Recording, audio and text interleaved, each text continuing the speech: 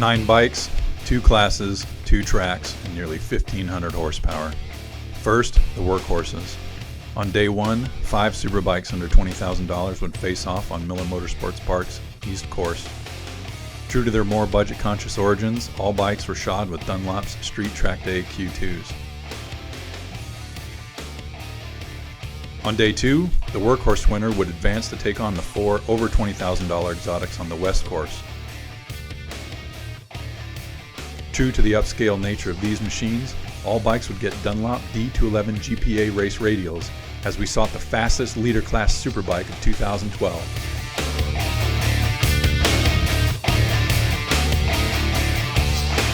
Hi, I'm Eric Bostrom. We're out here at beautiful Miller Motorsports Complex, and they've built sort of a shrine in the middle of the desert. This day is like every racer's dream, because when you're in the racing environment, you know, you're stuck on one brand. And some days they'll be the best, and other days you're off the pace and you're like, well, is it me or the bike? Me or the bike? And what you really want to do is just go ride all the other bikes and find out.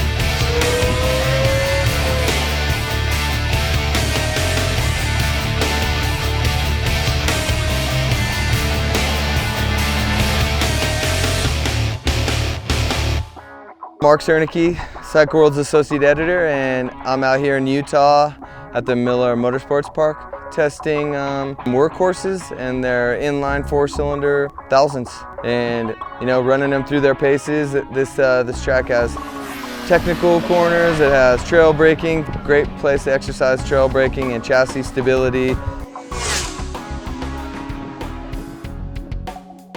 Eric Bostrom, with his great experience, World Superbike and American Superbike rider, is a designated fast guy. Mark is very quick himself and might even have been quicker than Bostrom on some of the bikes. But we're focused a little bit on Eric's times and then looking at everyone else for feedback and comments.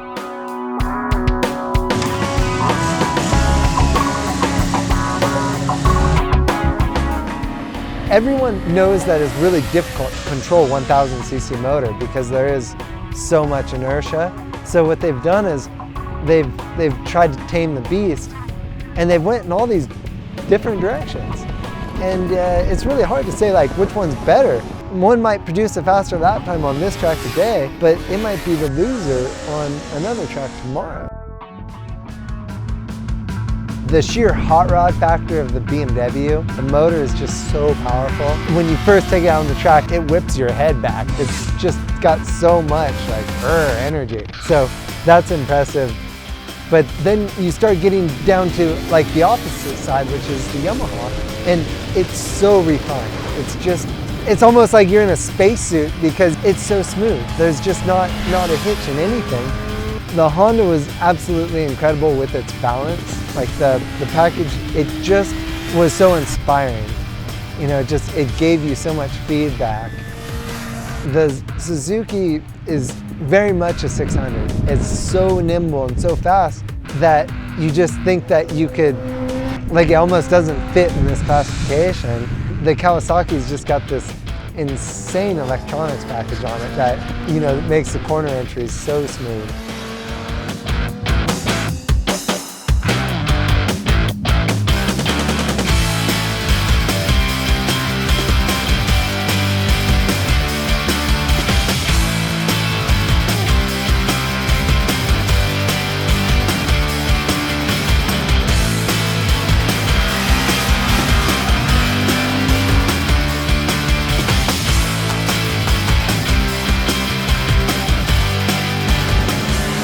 It definitely didn't suck to be me today.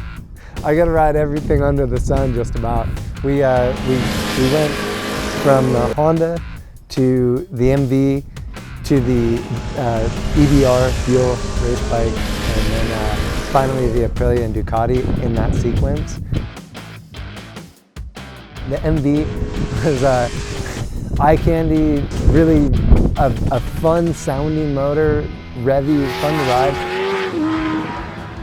The suspension is second to none on the Buell. Like it was so fine-tuned and it did everything right. You had direct feedback from the tires, just super direct feedback. Finally, we have the real standouts of the day, which were the Aprilia and the Ducati. The Ducati was magical in the engine department. It was so smooth, so strong. The back shifting, the back torque, just everything did exactly as you planned. The Aprilia from lap 1 was just rocket fast. The entire package was just dialed.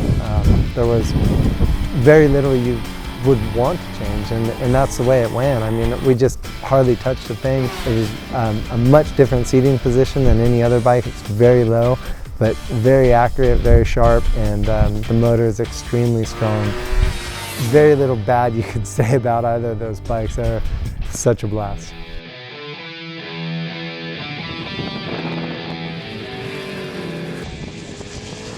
Rode the exotics today, plus the winner of the workhorses yesterday, which was the Honda CBR 1000. That was a great bike to start on because the super balanced chassis and handling and power. It's just a great bike to feel at home on right away. I rode the MV next, and the front end had super precise feel and awesome feedback. I enjoyed my time on that bike. Makes an awesome noise. I love hearing the induction noise, sucking in the air and fuel. Then I rode the Buell, and that thing was like it feels like a 4-stroke TZ250 because it's so light and it's all carbon, and it was my first experience riding that bike. So I went out there on the Panigale, and it was my fastest bike. And it's pretty neat because it has a great traction feel, and it almost has that entry speed of the Buell. And yes, yet it has a super trackable power, just kind of like the Buell in a way. But then where the Buell would sign off, the Ducati would continue pulling, and I think that's what separated it for me and from the rest of the bikes that I rode. So then I got on the Aprilia RSV4, which that was an awesome bike. It's radical. If there's ever a word better use of the word, I can't think of it, because it's radical styling, radical power, radical electronic advances. It's a bitchin' bike.